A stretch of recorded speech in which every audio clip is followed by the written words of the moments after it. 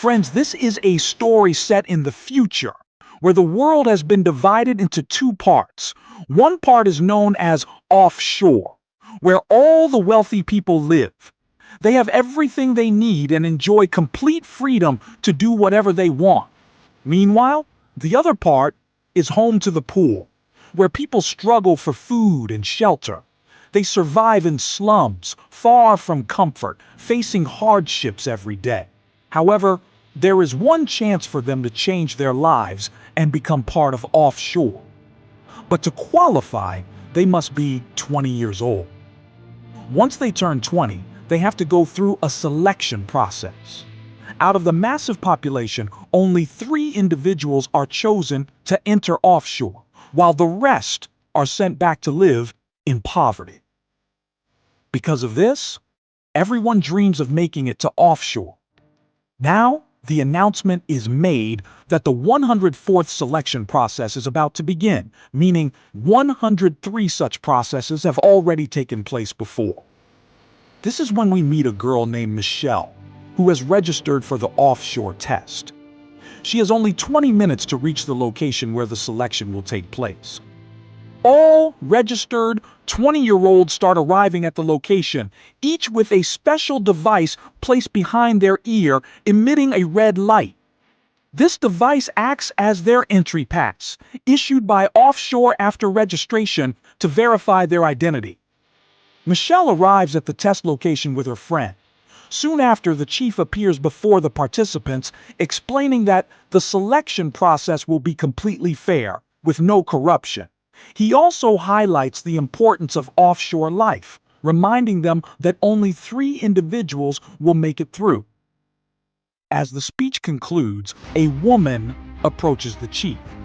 She is a new employee, sent by higher authorities to evaluate his work and identify any mistakes. The chief dislikes interference in his job, but cannot ignore the orders from above, so he says nothing. The interview round begins, where many participants get rejected and sent back to their slum life. Passing this interview is extremely difficult. Michelle is questioned about personal matters. She mentions her boyfriend, who took the test last year but never returned, meaning he either made it to offshore or faced a darker fate. The interviewer then challenges this assumption, suggesting that he might have died or something bad may have happened to him.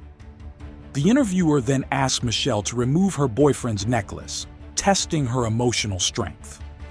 She complies and passes the test. Next, we meet a boy named Marco. Every member of his family has successfully passed the test and moved to offshore, so he is highly confident that he will too. His confidence impresses the selection panel, and he gets chosen. Then comes Alex, who is desperate to enter offshore. He keeps talking non-stop, determined to clear the first round at any cost. However, the interviewer dislikes his behavior and rejects him.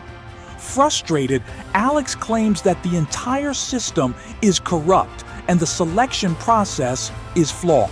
After that, we meet a highly intelligent and observant girl named Joanna. She speaks very little but is incredibly smart. Her wisdom earns her a place in the next round. Among the participants is Fernando, who is physically disabled and unable to walk. Meanwhile, offshore authorities receive intelligence that a rebellious group has secretly planted a spy within the selection test. Offshore security quickly identifies and harshly interrogates the suspect, who confesses everything. Under torture, he reveals that another spy is also present, secretly passing information to the rebel group. The rebel group is offshore's greatest enemy. They believe the divide between the rich and poor must be erased. Their ideology is that since all humans are equal, the poor should not suffer such extreme hardships. The selected candidates are taken to another room, where they are lined up and their ear devices are thoroughly scanned to ensure no one has entered using a fake device. Joanna notices something strange about the boy standing in front of her. His name is Raphael.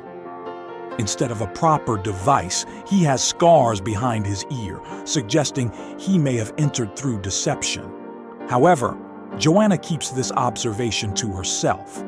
When Raphael's scan takes place, he passes, indicating he has a real device. This deepens Joanna's suspicion. The selected individuals are then taken to a different room where a table is filled with blocks. Their task is to form 9 cubes using these blocks within 10 minutes. Everyone starts building, but Fernando struggles to reach the blocks due to his physical limitations. Seeing this, Michelle helps him by passing some blocks, allowing him to construct his cubes. As time runs out, Michelle has only completed 8 cubes. Noticing this, Fernando quickly builds one for her, allowing her to finish just in time. Meanwhile, Raphael is missing 1 cube, so he steals from another participant, securing his place in the next round through cheating. Although he passes, others criticize him heavily, even attacking him physically. Raphael suffers injuries, making everyone realize their mistake. However, Joanna does not sympathize with him. Instead, she approaches Raphael and says, "You will help me, or I will expose your secret that you entered through deception." On the other hand, the new employee continues evaluating the chief's work.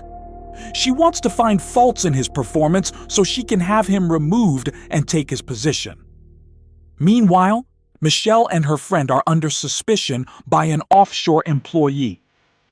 The employee takes them aside and demands to know which one of them is working with the rebels. She warns that if neither confesses, both will be executed. When the employee leaves the room for a moment, Michelle tells her friend, "We have to kill her." When the employee returns, Michelle's friend attacks her, but Michelle does not participate. Instead, she allows her friend to take the fall while she saves herself. It is then revealed that Michelle is actually a member of the rebel group. Her friend is killed, but Michelle proceeds to the next round. At this point, we learn that the person Michelle came looking for was not her boyfriend, but her brother. She has entered this process not just to find him, but also to destroy the divide between rich and poor. Then, we shift to Fernando's past. Since childhood, he has had leg problems and his father took great care of him. His father always instilled the belief that Fernando could pass the test and once in offshore, receive medical treatment to walk again and live a better life. Fernando undergoes a physical test where a doctor pricks his leg with a needle. For the first time in his life, he feels pain, an indication that offshore might indeed offer him a cure. The doctor tells him that if he passes all the rounds and gets selected, his legs can be treated and he might walk again. The candidates are now moved to another room where 4 mannequins with different facial expressions stand on a table. The task is to analyze their expressions and determine their backstories. Each candidate begins coming up with theories based on the facial expressions. Fernando examines a female mannequin carefully and explains, "This woman was poisoned. She was a guest at this house along with her husband, but she was secretly in a relationship with another man, the owner of this house. When the man's wife discovered their affair, she poisoned this woman. That's why she is looking at her lover in shock." Hearing Fernando's explanation, the group is impressed because as the final test approaches, tensions rise. The remaining candidates have come too far to turn back now. But offshore has its own secrets, ones that could shatter everything they believe in. And in the end, only 3 will make it. Who will they be?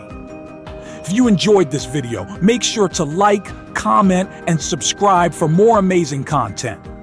Hit that notification bell so you never miss an update. Let us know in the comments, who do you think deserves to pass? Stay tuned for more exciting stories. See you in the next one.